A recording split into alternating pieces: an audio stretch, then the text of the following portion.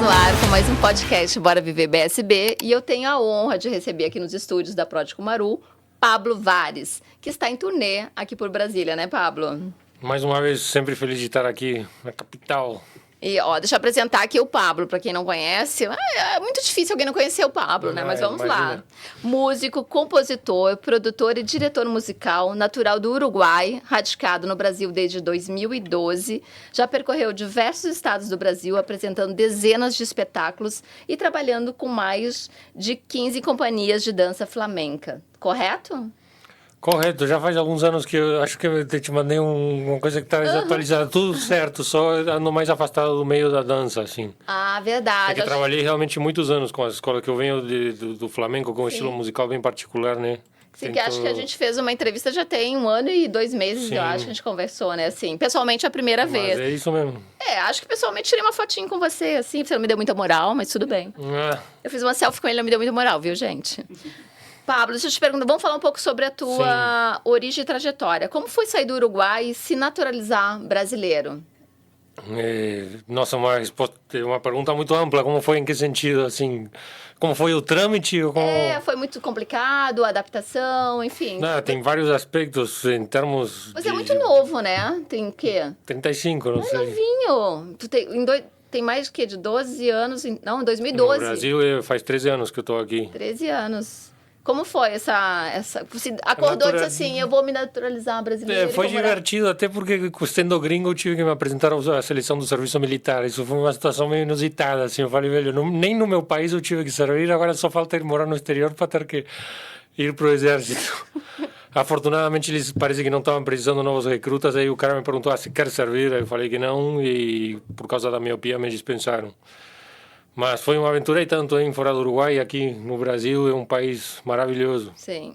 Me diz uma coisa, e com relação a levar, então, você até comentou no início aqui da entrevista que você está um pouco afastado dessa questão das músicas, do flamenco, né, das apresentações. Sim. Mas você é muito forte no headpan. Me corrige quando eu estiver falando errado, é headpan? Sim, tem vários nomes, um deles é headpan. Como foi levar essa questão, então, da música flamenca, apresentar o headpan para muita gente que não conhece? Aqui no estúdio até muita gente que hoje foi a primeira vez, né, que tocou, ouviu o som aqui do headpan. Porque não foi só no palco, né? Você começou também nas ruas, né?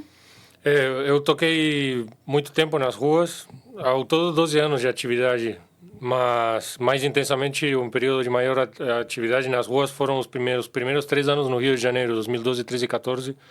Mentira, 15, 16 e 17, que eu não conhecia ninguém, sou de fora, enfim, e era o espaço que tinha para mim apresentar o meu trabalho. Você não tinha um amigo, assim, nada, você chegou, vou pro Rio de Janeiro? Eu tinha um amigo que era um argentino que eu só tinha conhecido, conversei com ele durante 15 minutos numa apresentação que eu fui fazer no Paraná, e ele estava na plateia e falou, aqui eu danço na rua no Rio, não tem música se você quiser vir.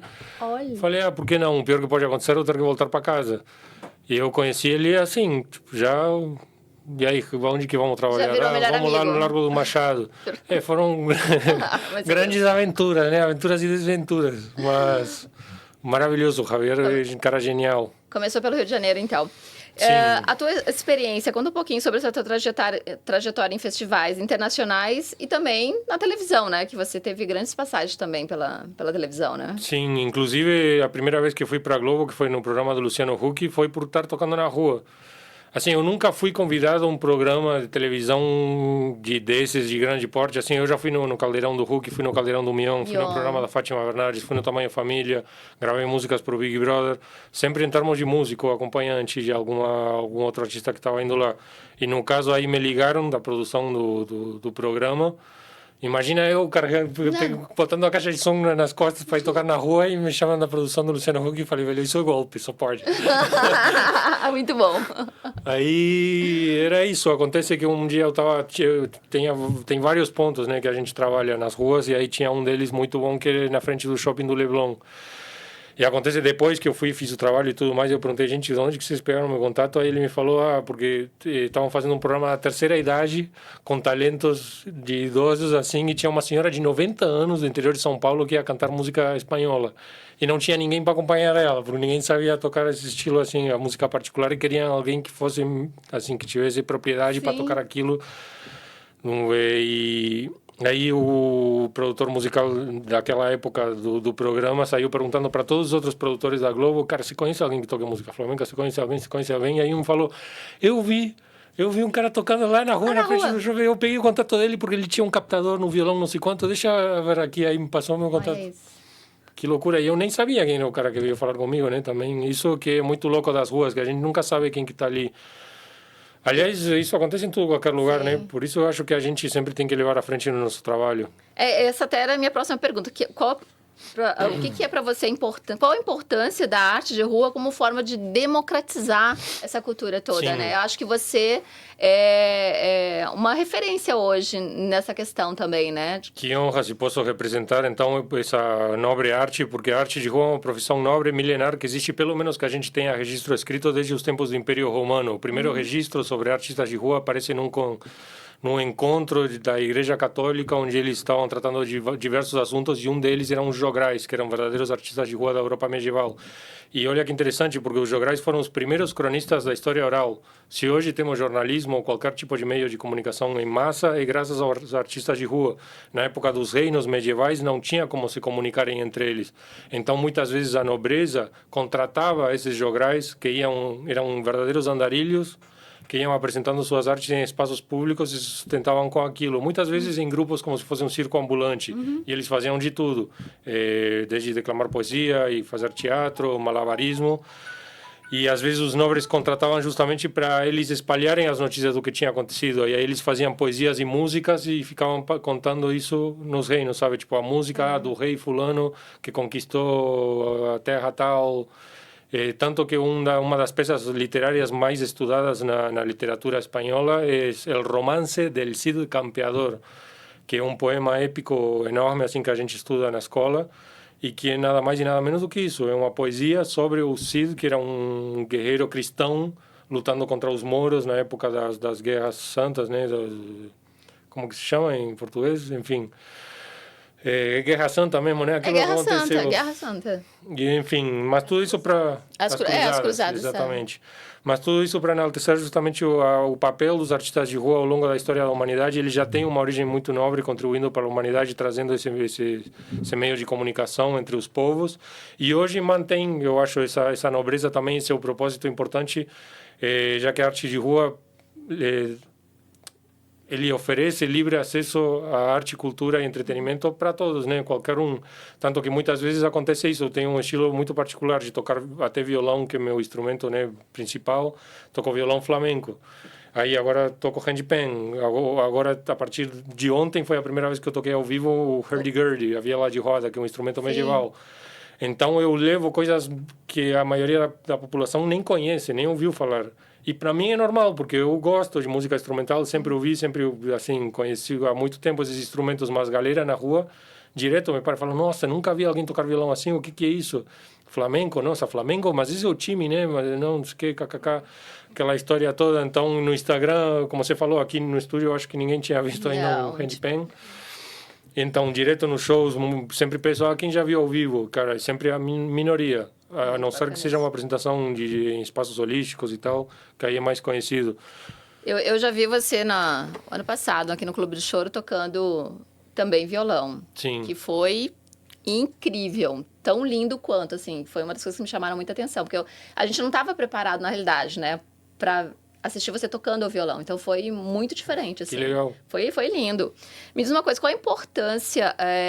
o que você encontrou, quando você chegou no Brasil, o que você encontrou como cenário musical aqui, há alguns anos atrás? O que encontrei como cenário musical? Quando chegou assim, meu Deus, isso aqui é o cenário, pra onde que eu vou, o que eu faço? Na rua. Cheguei e não tinha pra onde ir e eu tocava nas esquinas, era isso mesmo. Aí isso foi me abrindo as portas pro Brasil e pro mundo, né? Como você falou, hoje eu tô em turnê, tenho agenda do Rio Grande do Sul até Tocantins. Ano passado eu fui contratado para tocar no festival de handpan na Alemanha. Esse ano me apresentei no Uruguai pela primeira vez, apesar de ser uruguaio. Foi também no Festival Internacional de Handpan. Então a rua me trouxe tudo que eu tenho hoje, sou muito grato.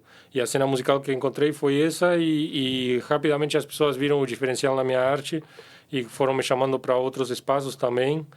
E acho que os meios que mais me acolheram foram os de música instrumental, o choro, galera que também tem um capricho na parte instrumental, né, das músicas. Mas meu trabalho é muito amplo. Já gravei músicas com MC, com o Evandro Mesquita, uma banda de rock. Gravei uma vez em São Paulo uma metaleira. Você está falando até de funk, né? Que você já tem Então, eu gosto. Aliás, se alguém quiser fazer um feat, ó... Ai, por favor. Já tenho a composição na mão. O que significa hoje para você, Pablo, olhando assim para trás? Tocar nas ruas e hoje está assim, em grandes... Você já passou por grandes palcos com orquestras, né? Qual é esse sentimento que você carrega aí? Eu acho que o artista é uma figura muito versátil nesse sentido. A gente transita por vários meios, né? Tipo isso, desde a rua até a orquestra, a televisão, e tem que saber se movimentar nesses contextos todos. E não é todo mundo que tem estrutura psicológica para aguentar essa transição, porque hoje você está aqui, amanhã você está aqui. Sim.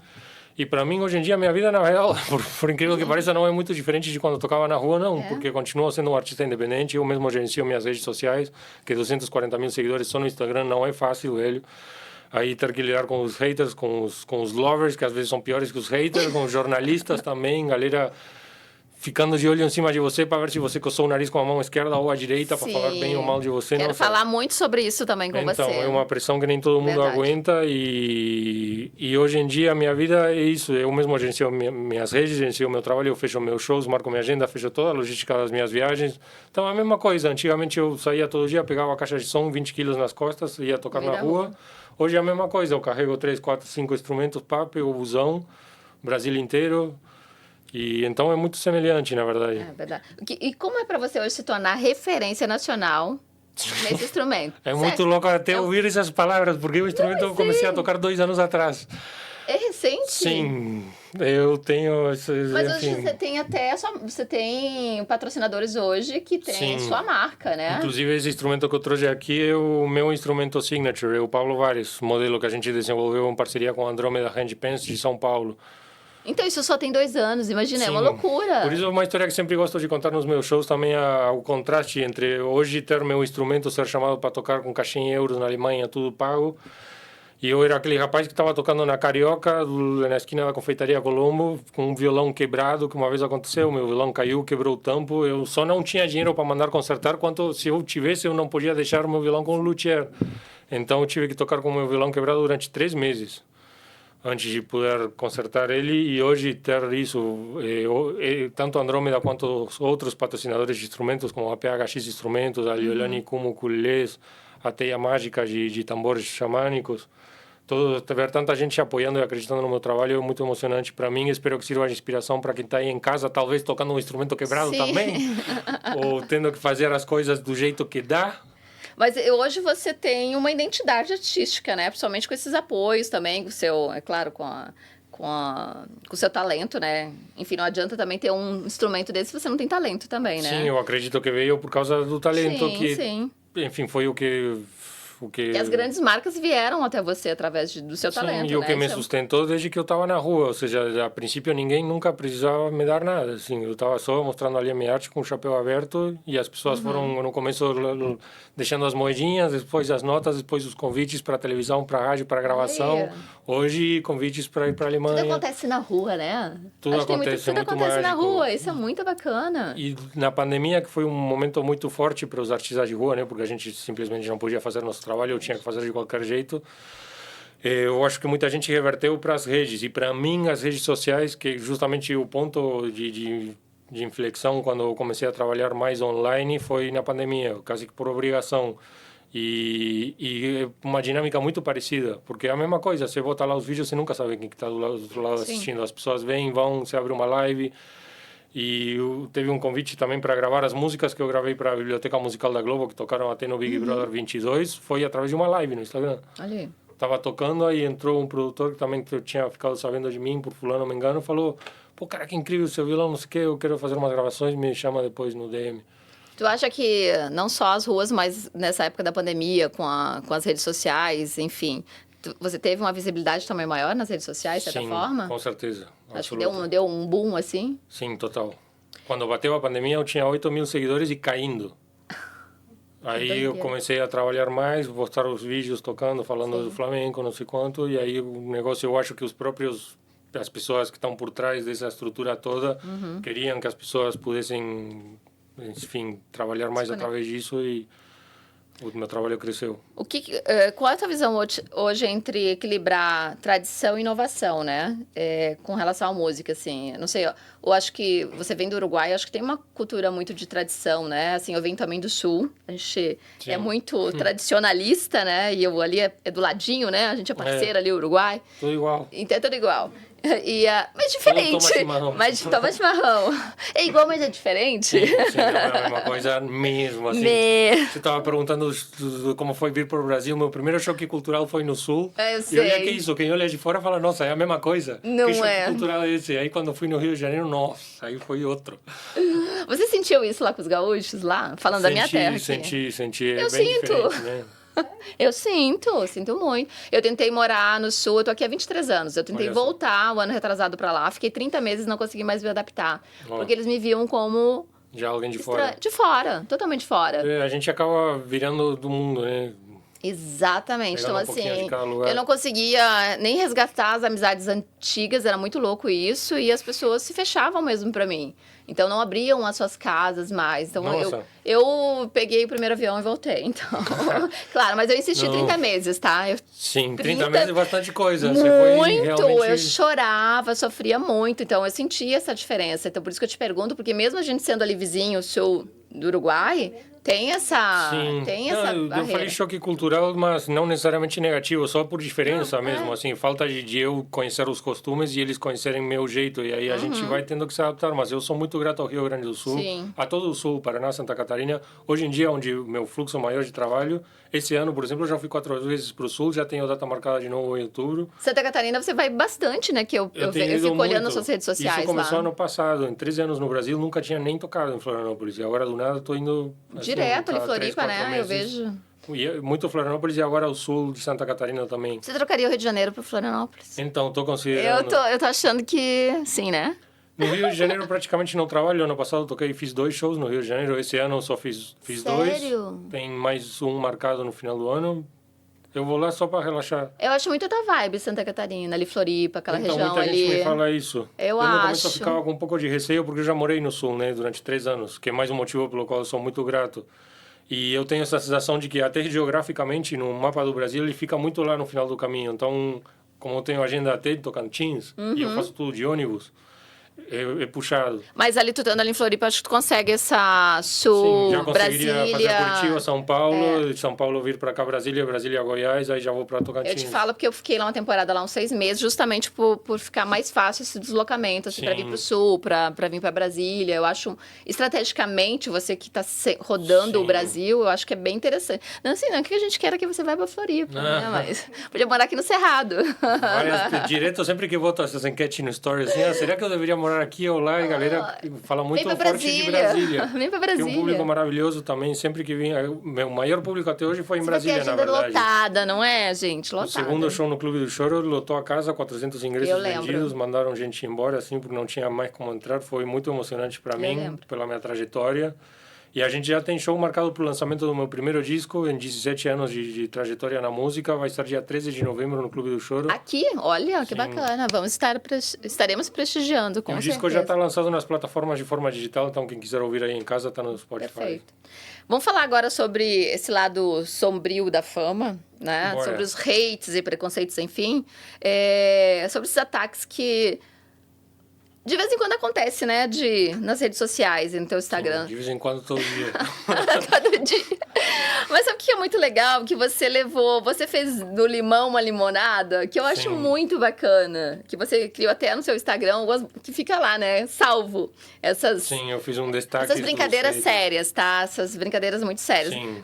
Como você vê esses ataques que você sofreu, ou que continua, como você falou até hoje, né? Sobre a sua... Acho que o povo fala muito da aparência, né? Pelo que eu vejo. Sim, o principal motivo dessa discórdia assim nas redes em volta à minha imagem é principalmente por causa disso, da aparência. No meu caso, pode variar de uma pessoa para outra, né? E já queria aproveitar a oportunidade para falar que não precisa ter visibilidade para ter haters. Eu acho que todo mundo aí em casa, de uma forma ou outra, seja até às vezes da própria família, colegas de trabalho, desconhecidos, no metrô, no ônibus, sempre vai ter algum atrito com pessoas desconhecidas que vão te julgar desnecessariamente por motivos completamente aleatórios. Que foi até um dos motivos pelos quais eu me senti motivado a levantar minha voz nas redes de alguma forma, a levar para ação, porque eu aturei durante 6 anos isso assim cotidianamente, isso, matérias de jornal, Sério? milhões de visualizações, dezenas de milhares de comentários, 80% deles todos falando mal de mim, sendo que são pessoas, velho, que nem me conhecem, só viram uma foto com minha família celebrando o Natal e a galera tá falando que eu sou uma vergonha para minha família, que sou uma vergonha para a família da qual estou fazendo parte, estava fazendo parte no momento, que eu sou uma vergonha para a sociedade, que sou um vagabundo, que sou um maconheiro, que sou isso, aquilo, as pessoas só porque olharam para minha cara e resolveram achar um monte de coisa de mim porque tenho barba e dreads. E é muito louco, eles nem sabem porque que eu tenho barba, dread, se eu gosto pessoal, se é alguma coisa da minha vida que me levou até isso, por que eu não faço o brancamento nos dentes, que é um grande eu motivo. Teve um ataque sobre isso, porque os dentes dele não é branco, gente. Se tu botar meu nome no Google, a segunda coisa que aparece, se botar Pablo Vares, o Google vai te sugerir sugestões de búsquedas em função do que as pessoas mais procuram. É Pablo Vares, idade e dentes. Eu sou mais conhecido, meus dentes são mais famosos que eu. Que doideira! Tá, eu procurei hoje sobre a sua idade. Tá. Eu tinha que pesquisar o meu entrevistado, tá? Mas é isso, a gente tava falando de fama, né? Você falou, nossa, das ruas até a televisão e tudo mais. Eu não sou ninguém, né? Mas ganhei algum tipo de voz durante um tempo, que foi um período de mais atividade, quando fazia os vídeos de hater, uns 2 anos atrás, vai. Assim, hoje em dia, tipo, ano passado, eu só fiz 2 vídeos. Esse ano, até hoje... Estamos em setembro, eu só fiz um vídeo. Então diminuiu os ataques? Não, assim, diminuíram, mas eles estão aí ainda. É mais uma questão de que, sei lá, eu fiz com um propósito, um chamado muito forte. Realmente eu sentia que era uma coisa que eu tinha que fazer, porque isso, eu sempre tem pessoas sem noção falando coisas sem noção. E se releva e pronto. Só que quando eu vi a magnitude que isso tinha e o que revelava de nós como sociedade, que isso que me assustou. Falei, velho, eu sou gringo, branco, classe média. E a galera tá me tratando assim, nem me conhece. Verdade. São dezenas de milhares de pessoas, se não milhões, me odiando gratuitamente, me chamando de tudo, qualquer coisa, escrevendo umas bíblias, assim, sabe, uns textões enormes. Imagina o que outras pessoas, de repente, minorias ou setores mais fragilizados na sociedade, pessoas com outra orientação sexual, com outra identidade de gênero, com outra tonalidade de pele, imagina o que essas pessoas não têm que passar. Que bom, você abre qualquer post de hater meu e vai ver sempre pessoas comentando. Imagina se fosse preto. Infelizmente é uma realidade, né, velho? Que doideira. Mas eu acho que o grande barato de tudo, claro, tem o lado sombrio que a gente fala que não é muito legal, mas você conseguiu transformar esses ataques em humor, em reflexões, né, até para a sociedade. Eu acho que eles nos fizeram um grande favor, porque a gente, através dos seus vídeos, né, que a gente tem o privilégio de assistir, né, eu não gostaria, mas enfim. Sim. Mas nos leva a grandes reflexões, né, Pablo? Que bom que curtiram. Meu propósito foi sempre esse, através não responder agressão com agressão, não ser violento na minha comunicação. Sempre respondi com bom humor e de boas, com paz no coração, sorriso no rosto, às vezes até brincando, fazendo piada, sempre de bom gosto, sabe? Nunca quis crachar as pessoas. Seu lado criativo surgiu. Não sei o que aconteceu, aflorou foi muito naturalmente, criativo. Porque era isso, era a sensação de, cara, de uma tiazinha que nem me conhece, de repente falando um monte de coisa horrorosa pra mim, e eu sei que se essa pessoa me encontrasse na rua, jamais ia falar isso pra mim, e se me conhecesse e trocasse uma ideia rapidamente comigo, eu jamais ia falar isso. Então, meu tom nesses vídeos era sempre desse, de, vamos sentar tomar um cafezinho aqui. Oi, Ivana, tudo bem? Eu sei que você está preocupada com a minha higiene dental, mas saiba que está tudo bem comigo. E você se preocupa com a higiene da sua cabeça, com as ideias, as coisas que você pensa?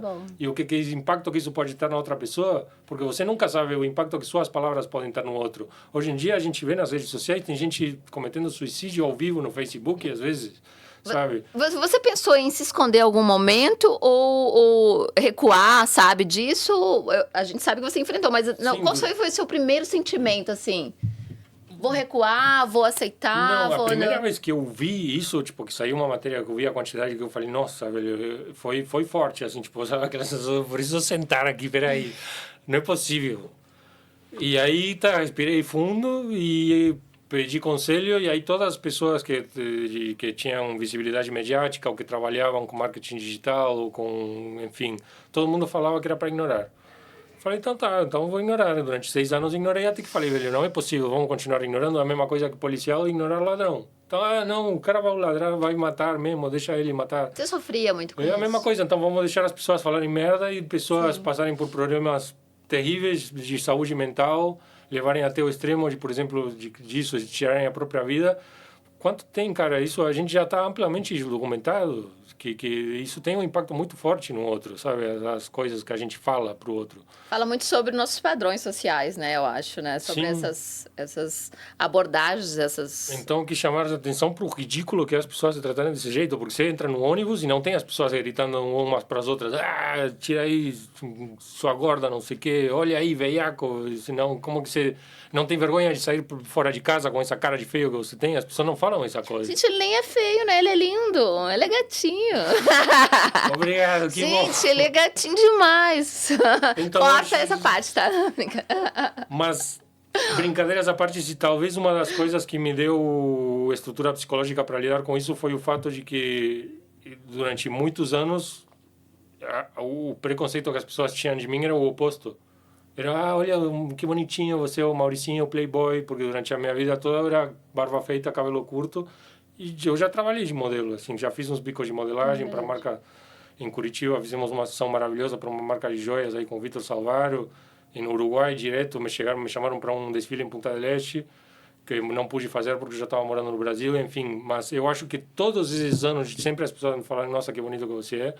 Depois virei o monstro da parada, o bicho feio, e falei, velho, que loucura é essa, mano? Peraí, se bobear, as mesmas pessoas que estariam me cantando antes estavam me, sabe? Verdade. E aí que eu falei, peraí, isso aí, então, tipo, você sabe que me permitiu relativizar aquela verdade que as pessoas estavam constatando ou querendo constatar nos seus comentários. Tipo, falando, nossa, então o quê? Então sou um bonitinho Maurizinho playboy ou sou um vagabundo maconheiro? E aí? É como se as pessoas não tivessem memória, né? Porque quem te acompanha já há um tempo. Ou se está te acompanhando agora, vá lá atrás saber. Pô, você já foi modelo. Até você postou há algum tempo atrás sobre isso. Mostrou as fotos de modelo dele, assim. Eu não fiz carreira disso, mas surgiram amplos convites e cheguei, de fato, a fazer esse trabalho em Curitiba com o Vitor. Você não se deixou, então, se definir pelo olhar alheio, né? É difícil a gente não se definir pelo olhar alheio, porque o ser humano é um bicho social. A gente é criado biologicamente no sistema nervoso, cognitivo, é tudo desenvolvido para a gente trabalhar em equipe. E a gente tem um viés psicológico, assim, de se importar com o que os outros falam. Então, não vou dizer que eu saí intacto, assim, de tudo que aconteceu.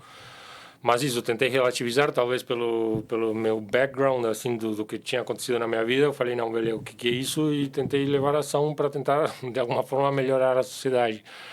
Você acha que a arte, para você, foi como uma resiliência ou não? Tipo... A arte, com certeza, salva, né? Porque é um desabafo maravilhoso. Qualquer problema que eu tiver na cabeça, na hora que encostar no instrumento, vai embora. Aí tem outros problemas do instrumento e a questão do instrumentista que sempre quer realizar bem seu trabalho, exigência técnica e tudo mais, mas assim, isso sempre na minha vida toda, até foi um dos motivos pelos quais eu resolvi dedicar minha vida à música, era pelo bem que me trazia e na esperança de poder trazer esse bem para os outros também. E a música conecta as pessoas, vai além das barreiras de linguagem, barreiras sociais, econômicas, de tudo, qualquer tipo. Quando a gente escuta a música, todo mundo sente da mesma forma. A não ser psicopata, sei lá. O que você, Pablo, aprendeu sobre si mesmo com relação a tudo isso que você passou? E ainda, a gente sabe que talvez aconteça novamente, enfim, acho que, enfim. Tomara que não, né, mas... A vida é muito louca. Que a vida é muito muito louca. E que conselho você daria para artistas ou pessoas comuns, né? Porque a gente, como você falou, não é só artista também, né, que sofre. A gente, no dia a dia, também não tá... não poder não acontecer com a gente também, né? O que conselho você daria para essas pessoas que sofrem ou sofreram com esse tipo de haters? Nossos queridos haters. A gente tentar se apegar à verdade do nosso coração, sabe? E sempre isso, relativizar o que o outro diz. Porque às vezes a gente também está tão orientado a se guiar através do que os outros falam por serem talvez pessoas de referência para nós, assim. Por isso que eu digo muito cuidado com essa questão de hater, que às vezes parece isso, são desconhecidos falando besteira, mas às vezes a sua própria família, amigos. Um grande aprendizado agora que está vindo na minha cabeça, agora você me pergunta, cara, já vi o ser humano virando do avesso, assim. pessoas que eu considerava, cara, esse cara é meu brother, assim, do nada, tipo, nunca, não só nunca mais veio falar comigo, tanto tentar, sabe, puxar o tapete, me quebrar, boicotar trabalhos, situações, quanto pessoas que nunca deram bola para mim, assim, do nada, que, vamos fazer isso, vamos fazer aquilo, não sei quanto, sim, às vezes me ajudarem, mas às vezes também com interesse, né? Sim. E isso, cara, a gente vai levar uma decepção, assim, do ser humano, sabe? Ser humano, né? Fazer o quê? Sim. Deixa eu te perguntar, vamos falar agora sobre o presente e o futuro. Quais são os seus novos projetos? Você falou no início que gravou, já tem o CD já está pronto, né? Sim. Já está nas plataformas aí, vai ter o show aqui também em Brasília. Vamos falar desses novos projetos do álbum, então? Sim. Tem o álbum que lançou em janeiro desse ano, mas ainda não fiz o show de lançamento. Vai ter o primeiro show de lançamento, vai ser aqui em Brasília, no Clube do Choro, 13 de novembro. Vai ter no Soberano, em Petrópolis também, em dezembro. Enfim, estou marcando outros que vai ter, mas esse é o primeiro disco que gravei em 17 anos. Imagina que eu tenho já músicas para muitos outros discos. É só uma questão de poder produzir, que é uma das grandes dificuldades do artista, principalmente independente, né? Porque além de ter que lidar com as redes sociais, fechar meus shows, fazer o booking, né, da agenda, lidar tudo, com a né? produção executiva, eu faço tudo. Faz tudo. E ainda por cima tenho que compor. Olha só, esse instrumento eu comecei a tocar 2 anos atrás, já tenho patrocínio, já represento a marca, já fui convidado para tocar em festivais internacionais. É uma responsabilidade.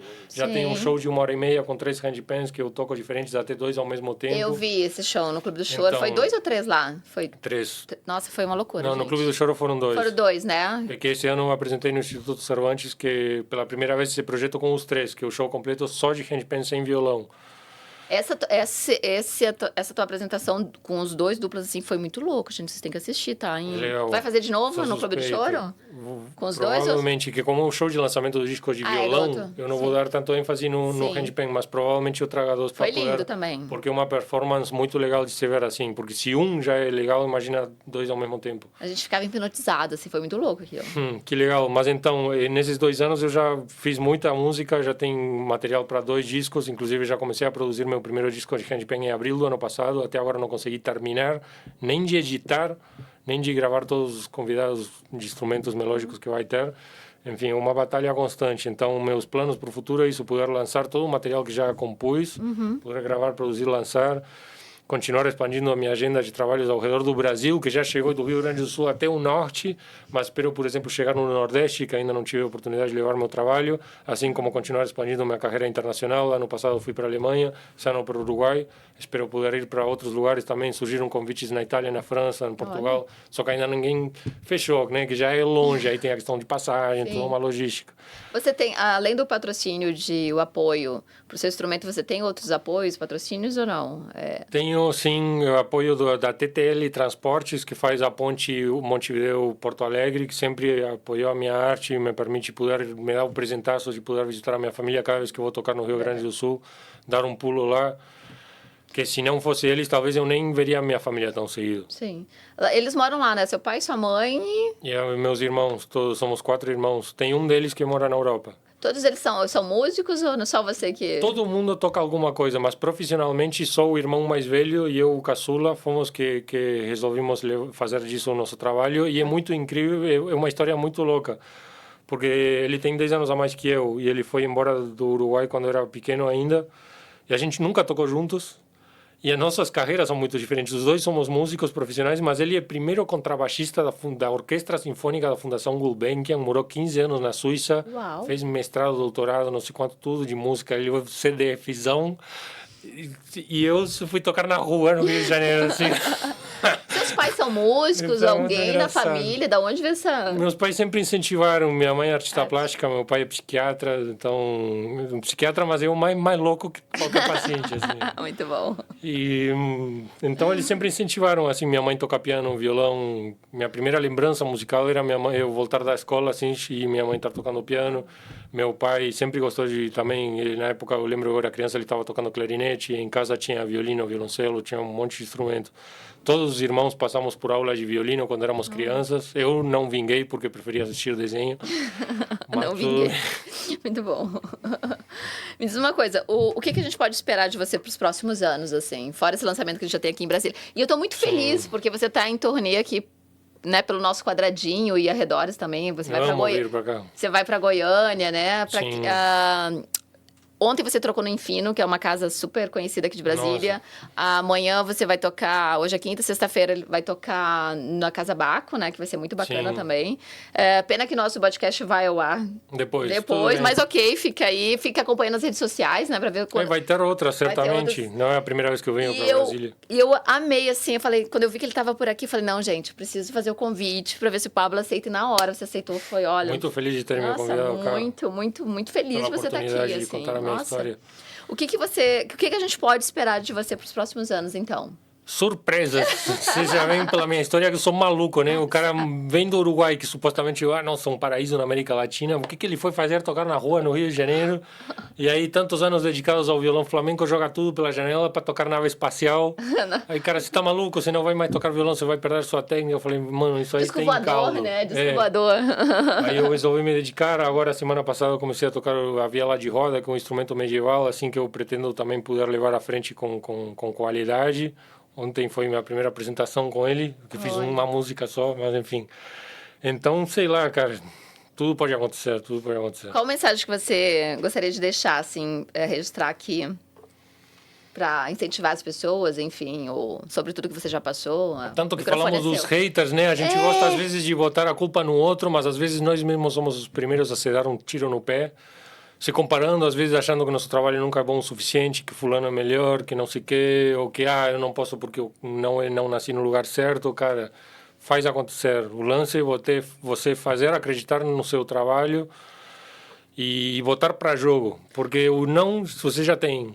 Então, se você esconde o jogo, ninguém vai saber. Aí, se você vai ter pessoas falando mal, falando bem, vai ter pessoas que não vão querer, mas aí, por aí, no meio do caminho, vai aparecer alguém que vai querer, que vai te ajudar. Eles poderiam destruir uma carreira ou então fortalecer. Eu acho que fizeram um favor, de certa forma, para você, que você enfrentou totalmente diferente. Então, em relação ao que eles fazem, as pessoas que criticam, julgam, falam mal, opinam, eu acho que não tem nada de bom no que essas pessoas estão fazendo. Tem alguma coisa boa nessa história toda, foi o meu jeito de lidar com isso. Isso. Que talvez foi o jeito que eu fui criado no Uruguai que me deu umas condições assim para mais ou menos saber orientar aquilo de uma forma que não fosse prejudicial nem para mim nem para os outros, incentivando o ódio nas redes. Você acha que doeu mais o preconceito pela aparência, né, deles tocarem muito nisso, ou o julgamento pelas escolhas que você fez na sua vida? Que você escolheu tocar na rua. Teve isso também. Muita gente falando, vai arrumar um emprego e tal. Eu acho que isso não me tocou tanto porque aí era falta de noção mesmo. As pessoas me falando, arruma um emprego e tal, porque tinham visto um vídeo tocando na rua, não se tocando que de repente essa apresentação que eu fiz na rua, eu já estava em paralelo me apresentando no Clube do Choro para 400 pessoas, tocando no festival com um cachezão, gravando com a orquestra sinfônica, como foi o caso que tem até essa faixa está no meu disco. Então aí eu falo, falta assim, noção mesmo, na aparência também, a falta de noção mesmo, mas me toca muito por causa disso, tipo, porra, se eles estão falando isso para mim, que já estou dentro de um setor mais privilegiado da sociedade, isso é um cara branco gringo, que já até levaram ele para fazer uns trabalhos com a sua aparência e falando mal de mim, imagina uma pessoa que realmente tem algum problema. Por exemplo, uma vez recebi uma mensagem que foi muito bom, ao longo dessa trajetória toda recebi mensagens muito tocantes, de pessoas que me dizem que os meus vídeos ajudaram elas a lidarem melhor com as críticas, os julgamentos. São pessoas que de fato têm alguma deficiência, sabe, que sofreram um acidente e têm a aparência deformada por causa do que aconteceu. Então aí você vê, né, pô, como é importante a gente ter a nossa saúde mental em dia. Verdade. Pablo, a gente falou aqui sobre música, sobre dor, superação e transformação, né? Eu quero deixar uma frase aqui para você, que a gente estava lendo. Assim, ó, quando o ódio vem da plateia, o artista pode escolher parar ou transformar o barulho em música. E eu acho que foi isso que você fez. Obrigado. Muito legal essa frase, né? Realmente. Então, a gente está muito feliz aqui de te receber, de você ter aceitado. Como foi sua primeira aproximação com a música e quando percebeu que seria o seu caminho? A minha primeira aproximação com a música foi, eu era adolescente, já a música era uma coisa assim que mexia muito comigo, e eu queria tocar bateria, mas é um instrumento grande, difícil, mais caro, né, em relação a outros, e aí um amigo de um dos meus irmãos esqueceu a guitarra dele em casa, e aí ferrou. Peguei, aí fui embora, perdeu. Quais foram as maiores influências que moldaram o seu estilo musical? Nossa, eu acho que, bom, dentro do universo do flamenco, o Vicente é amigo, é a minha maior referência, que mais me influenciou, tanto por escutar quanto por ter estudado suas músicas. O metal, porque foi o estilo musical mais presente durante a minha adolescência, assim, que me fez passar por muito perrengue. O que me salvou foi a música, e sou metaleiro até hoje. Então, bandas como Metallica, Pantera, Megadeth, Testament, Death... Você é eclético, Children né? A of gente falou de Bodom. funk, agora metal. Sim, e hoje em dia bandas que me influenciam muito, na verdade, são coisas mais que lidam com questões folclóricas. O flamenco já é um estilo muito particular, e aí hoje, por exemplo, estou ouvindo muito uma banda do sudeste da Espanha, que até cantam em dialeto e usam vários instrumentos da região do Mediterrâneo, coisas turcas e questões medievais, assim, incrível. Só não sei pronunciar um nome, é Le Ham Le Foc, mas teria que Cor de Porc, o nome do disco. Enfim, é que nem sei pronunciar porque está em dialeto deles lá. Que nem eu fiquei treinando aqui, headbang, headbang, headbang. Você acredita que sua identidade cultural uruguaia aparece de forma marcante na sua obra? Nossa, se for de uma forma bem sutil e ultimamente mais aparente por causa da percussão. Até fiz uma música que é, claro, o candombe, que é um ritmo afro que é muito presente no Uruguai, que eu nunca toquei. Só que é isso, a vida inteira ouvindo os tambor tocando na rua e ligando a televisão e taca tu taca tu taca tu taca tu taca tu taca Ó, o headbang. já respondendo. Já respondendo. Como eu me dediquei ao violão flamenco, não tive muita oportunidade de expressar isso nele, mas aí quando eu peguei o handpan de uma forma mais livre, eu acho que começou a ser mais aparente. Bacana. Como nasce suas composições? Primeiro a melodia ou a letra? É música instrumental, então melodia. Mas tem Melodia. algumas músicas que eu escrevi letra também, inclusive no meu disco tem 2 faixas com letra que eu mesmo escrevi. Olha. E fiz a melodia, mandei pro cantor executar, aceitando sempre sugestões dos profissionais específicos da área, os cantores, assim, mas... e outras que estão para serem gravadas ainda, eu acho que sempre é a melodia. A melodia. Tem alguma melodia, música que você... que tem uma história especial por trás que você nunca contou publicamente? Tem quase todas as letras que escrevi são histórias de rua, na verdade. Tanto as 2 músicas que tem no meu disco que tem letra, vem falando sobre o meu trabalho na rua. Tem uma música que a gente está para gravar com uma banda de rock, a banda Fuse, no Rio de Janeiro, mas que não rolou, que também fala da minha história de rua. Tocando muito desses assuntos, mas acho que alguma história, assim, algum evento específico que aconteceu, não. Não. Qual é o maior desafio para transformar sentimentos pessoais em canções universais? Como é que é? Qual o maior? Qual o maior desafio para transformar sentimentos pessoais em canções? Eu acho que o desafio vem na coisa de dar forma àquilo, porque a arte, a música, aquilo que a gente está sentindo e que quer transformar e trazer para o mundo material, vem de algum lugar que... Bom, você pode falar que é material porque é a química, a bioquímica do cérebro, sei lá, que está funcionando ali, não sei. Mas, cara, até hoje eu acho que a música, a arte, a cultura é uma coisa muito... sei lá de onde que vem, sabe? Lida com sentimentos, que é uma coisa muito imaterial também, assim, apesar de ter suas raízes biológicas e tudo mais. Então, acho que o maior desafio é isso, que é uma coisa que a princípio seria meio imaterial, assim, trazer para o mundo tem todas as questões técnicas, musicais, e tem muito músico, às vezes, que acho que peca muito dessa coisa, receber a inspiração e que aí do nada aconteceu. E não, tem muito trabalho duro, cara. Verdade. Mais uma. Como é levar a música uruguaia para os palcos e outros países? Como a gente falou que tem vários convites aí, né? Sim. Para tocar. Eu não sei, porque no meu repertório a música uruguaia está em falta, assim, Tá em mas falta. realmente acabo representando o país, tanto que Sim. hoje em dia, esse ano começou com uma surpresa muito grata de eu estar fazendo uma live no Instagram e o cônsul do Rio de Janeiro, no Uruguai, do Uruguai no Rio de Janeiro, depois me ligou falando: acabei de ver a sua live, o seu trabalho é excepcional, que honra ter uma pessoa assim, um músico, artista como você representando o nosso país. Aí me convidou para conhecer o consulado, tudo mais, a embaixada aqui em Brasília também sempre me recebeu de braços abertos, sempre tentou me ajudar. Então, apesar de não tocar música uruguaia, que isso já me fechou portas também. Assim, você é uruguaio, faz um show no nosso festival, não sei o que. Eu falo, tá, beleza. Aí manda um material e fala, mas sua música não é uruguaia. Eu falo, não, então... Não. Enfim, mas tudo bem, acaba sendo nossa arte e acaba virando um produto também, tá certo, estamos dentro de um ambiente, tem que funcionar dessa forma. Mas para mim é uma grande honra, imagina, puder estar representando de alguma forma a terra onde nasci e cresci e que me deu tanta bagagem pessoal. Sim. Você já tocou aqui na Embaixada do Uruguai, aqui em Brasília, ou ainda não? Ainda não. Eles produziram um evento... sim, toquei ano passado. É que a gente depois fez no Clube do Choro, mas o primeiro show, a primeira apresentação foi na Embaixada, foi maravilhoso, comemorando também a data pátria em agosto do Uruguai. E teve a participação do Renato Borghetti. Então, sim, lá da minha região, né? Então, foi além do mais uma oportunidade maravilhosa para conhecer ele e os músicos que estavam junto com ele, o Neuro, né? Fantástico, nossa. Esse show eu perdi, hein? Poxa.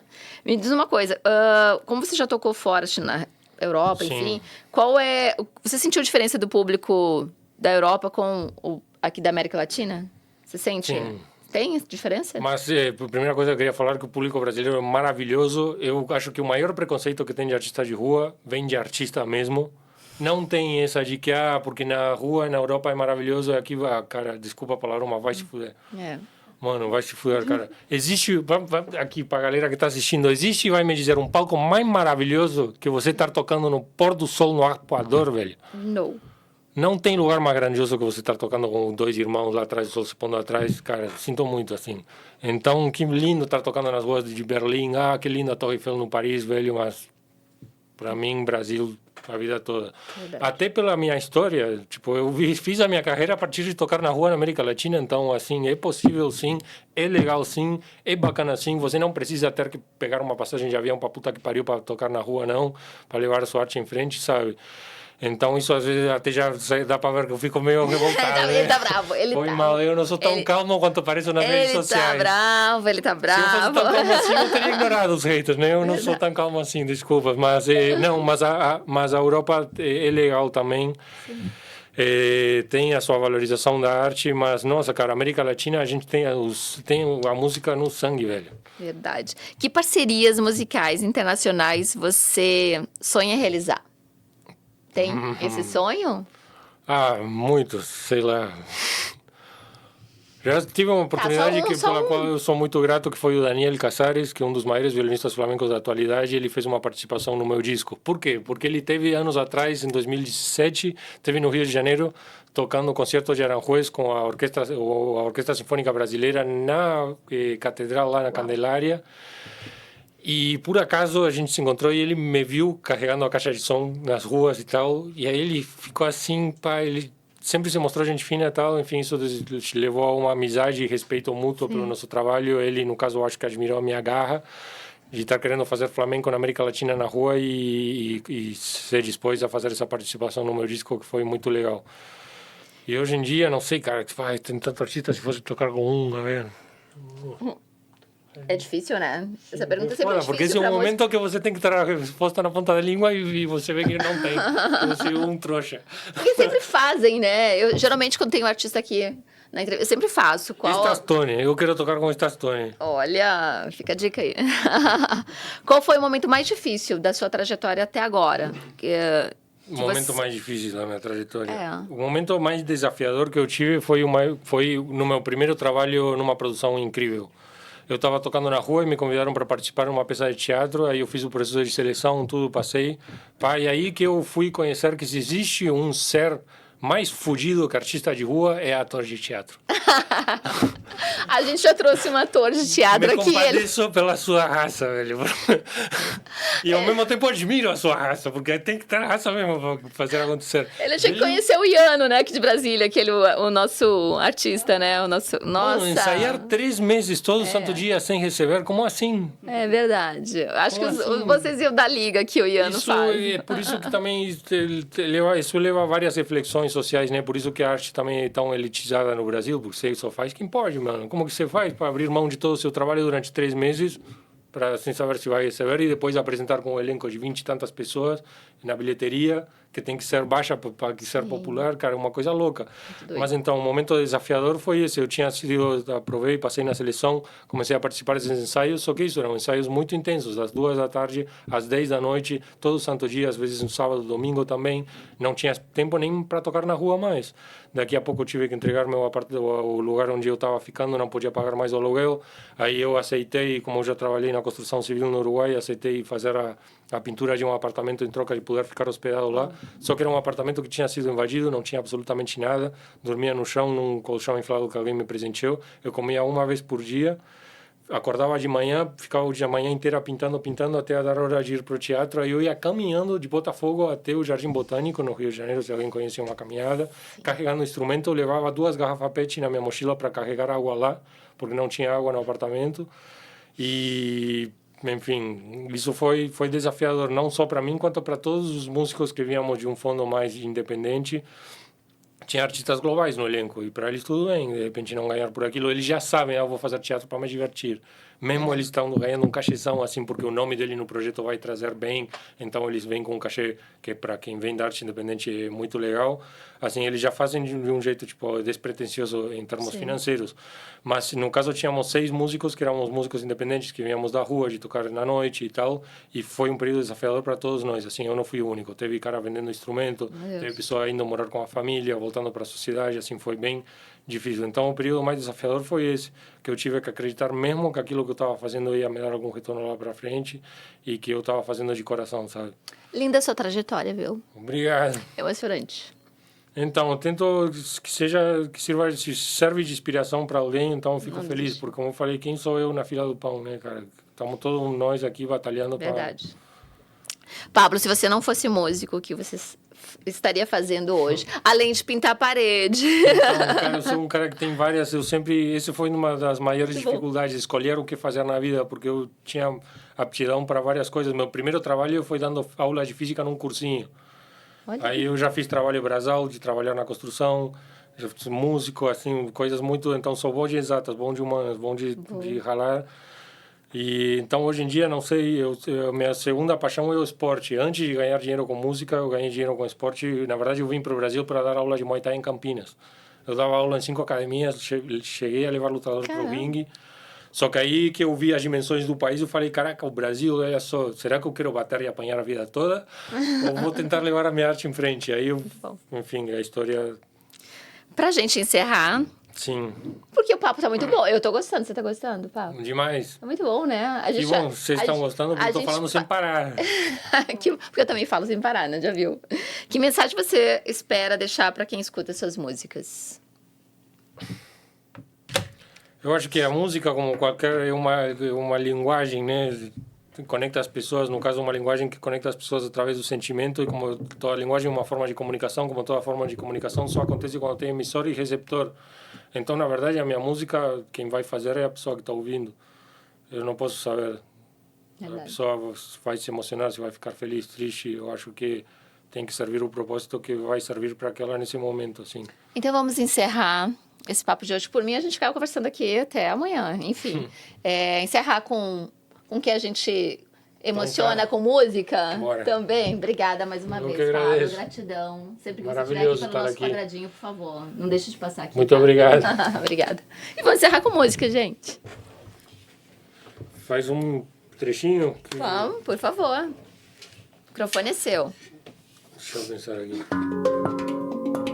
Uma mais animada, uma mais tranquila. E aí, como vocês... A plateia, porque a nossa temos plateia. Um animado. Vai encerrar lá em cima. Uhul.